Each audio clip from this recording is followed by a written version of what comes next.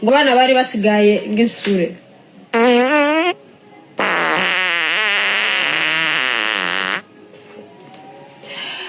awi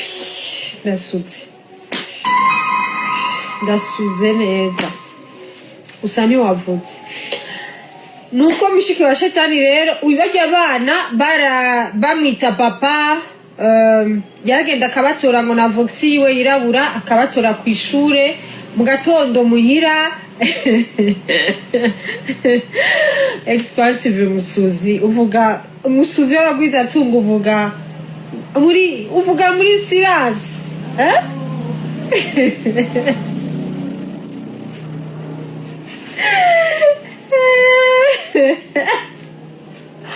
umusuzi uri expansive uvuga muri silence uvuga amaze kubona jazz music ni y'ababosi, slow ni y'ababosi, saxophone ni y'ababosi, ingendo uvuga umusuzi w'ababosi, umusuzi baba bakene navuze ko nakeneye kuri live ni wa wundi uzawumva ngo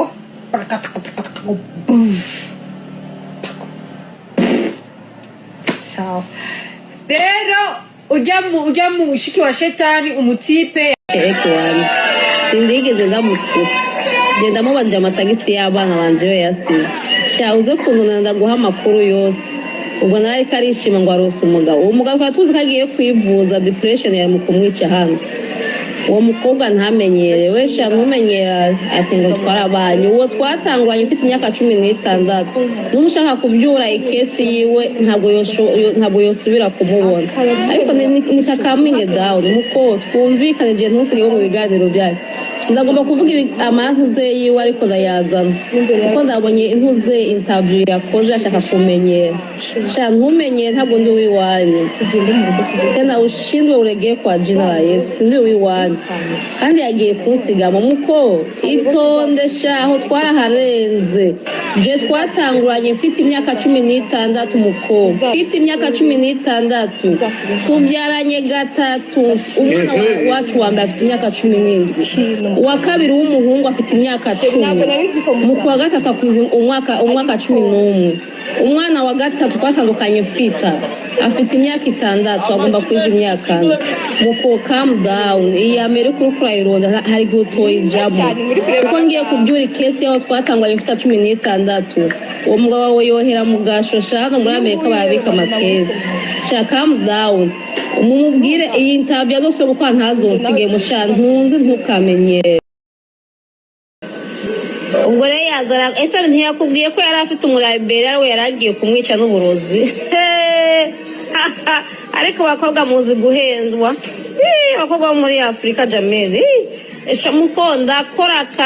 ndakora akazi barampemba kandi ngendeza abana banje uyu mugabo wawe uko avugana umugabo wawe ntabwo amfasha kurera abana urumva